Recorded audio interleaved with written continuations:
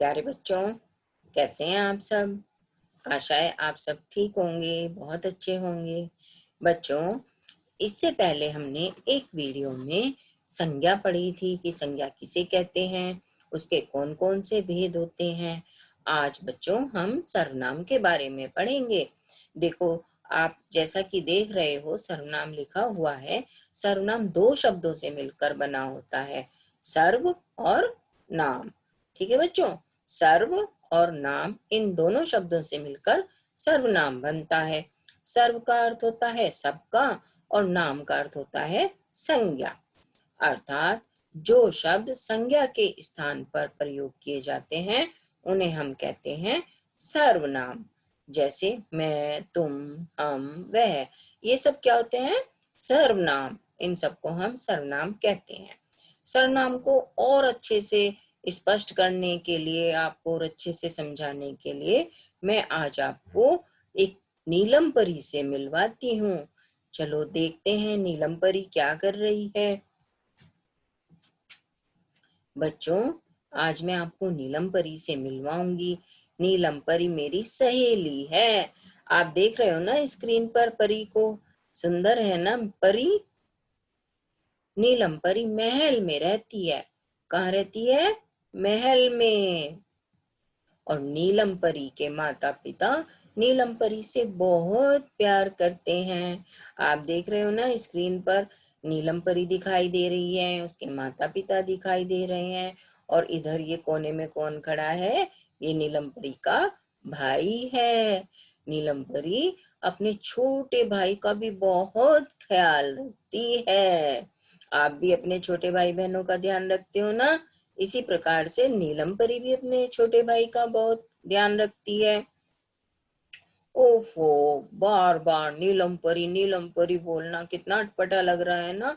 मैं आपको जब नीलम परी के बारे में बता रही हूँ, बार बार नीलम परी बोल रही हूँ, आपको अच्छा नहीं लग रहा है ना? शायद आपको कुछ भी समझ में नहीं आ रहा है। मैं आपको समझाती हूँ। देखो बच्चों, हम फिर से शुरू से देखते हैं इसको।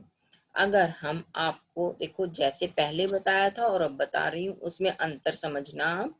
बच्चों, आज मैं आपको नीलम परी से मिलवाऊंगी। वह मेरी सहेली है। वह नील महल में रहती है। उसके माता पिता उससे बहुत प्यार करते हैं। वह अपने छोटे भाई का भी बहुत ध्यान रखती है।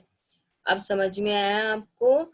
बार बार नीलम परी ना बोल के इस बार मैंने नीलम परी के स्थान पर वह, उससे, उसको, इस प्रकार के शब्दों का जो प्रयोग किया है, इनको हम कहते हैं सर्वनाम। बार बार नीलम परी बोलने से भाषा में सुंदरता नहीं आ रही थी। नीलम परी के स्थान पर जब हमने वह, उससे, उसके, इन शब्दों का प्रयोग किया तो हमारी भाषा और भी सुंदर बन गई। तो इस प्रकार से जब संज्ञा शब्दों के स्थान पर हम जिन शब्दों का प्रयोग करते हैं उन्हें हम कहते हैं सर्वनाम। देखो, जैसे वह, उसके, उसे, अपने, उसका, ये कहलाते हैं सर्वनाम। और बच्चों, अगर हम एक लाइन में सर्वनाम को समझें तो जो शब्द संज्ञा के स्थान पर प्रयोग में लाए जाते हैं उन्हें सर्वनाम कहते हैं। याद रखना बच्चों कि जो शब्द संज्ञा के स्थान पर प्रयोग में लाए जाते हैं उन्हें हम सर्वनाम कहते हैं।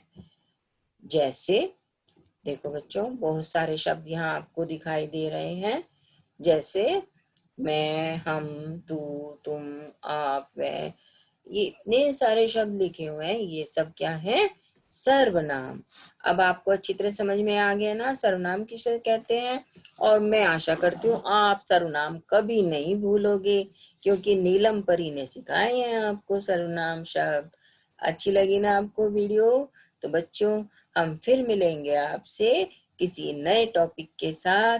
तब तक आप संज्ञा और सर्वनाम को अच्छे से याद रखिए। और पसंद आया तो मेरे चैनल को सब्सक्राइब कीजिए, लाइक कीजिए।